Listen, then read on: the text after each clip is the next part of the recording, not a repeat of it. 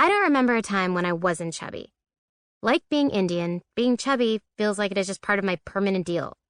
I remember being in first grade in Mrs. Gilmore's class at Fisk Elementary School and seeing that Ashley Kemp, the most popular girl in our class, weighed only 37 pounds. We knew this because we weighed her on the industrial postal scale they kept in the teacher's supply closet.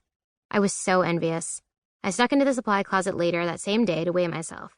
I was a whopping 68 pounds.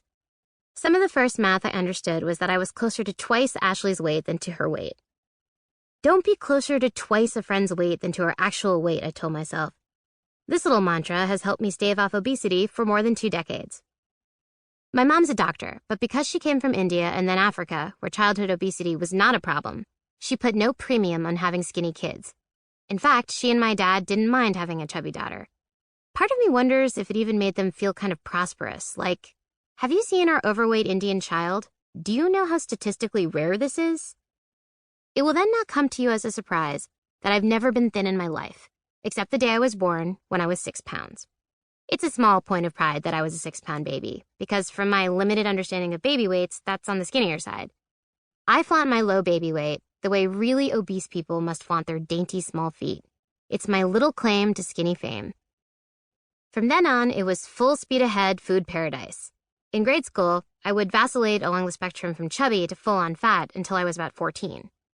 Being overweight is so common in America and comes in so many forms that you can't just call someone fat and have the reasonable expectation that they will understand you. So here's my breakdown. Chubby. A regular-sized person who could lose a few, for whom you feel affection. Chubster. An overweight, adorable child. That kid from 2.5 Men for the first couple years. Fatso. An antiquated term, really. In the 1970s, mean sorority girls would call a pledge this. Probably most often used on people who aren't even really fat, but who fear being fat. Fat ass. Not usually used to describe weight, actually. This deceptive term is more a reflection of one's laziness. In the writer's room of the office, an upper-level writer might get impatient and yell, "Eric, take your fat ass and those 6 fat asses and go write this B story. I don't want to hear any more excuses why the plot doesn't make any sense." Obese.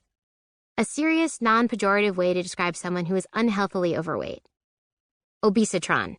A nickname you might give someone you adore who just stepped on your foot accidentally and it hurt. Alternatively, a fat robot. Overweight. When someone is roughly 30 pounds too heavy for his or her frame. Pudgy. The same as chubby. Pudjo. The same as chubster. Jabba the Hutt. Primarily a Star Wars villain. Also something you can call yourself after a really filling Thanksgiving dinner. Your aunts and uncles will really laugh hard at this. Tubbalard. A huge compliment given by Depression-era people to other, less skinny people. Whale. A really, really mean way that teen boys target teen girls. For more on whale, listen to the following anecdote. Duante Diallo. There have been 2 times in my life, ages 14 and 19, when I lost a ton of weight over a short period of time.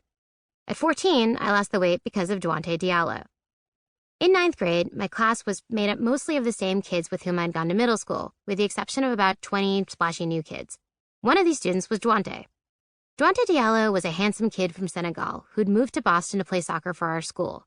He was immediately the star forward of our varsity soccer team. We had a not great, artsy private school type soccer team, the kind made up of slender boys whose primary goal was to seem well-rounded for college applications. But you could tell Duante would have been the star of even a really good team. He was beloved by teachers because he was a brave kid for being so far away from his parents, and beloved by students because he was good-looking, a jock, and had an interesting African accent. Also, people couldn't believe the stuff he had done in Senegal, like smoke, drive a car, have sex, live in a village, and hold a gun. When he was introduced at a student assembly, he chose to give a short speech where he taught us a sports cheer from Senegalese soccer matches. In the hallways, small crowds would form around Duante as he shared stories from his past. Once he shot a cow with an AK-47. He was so popular you could barely look at him without being blinded by cool.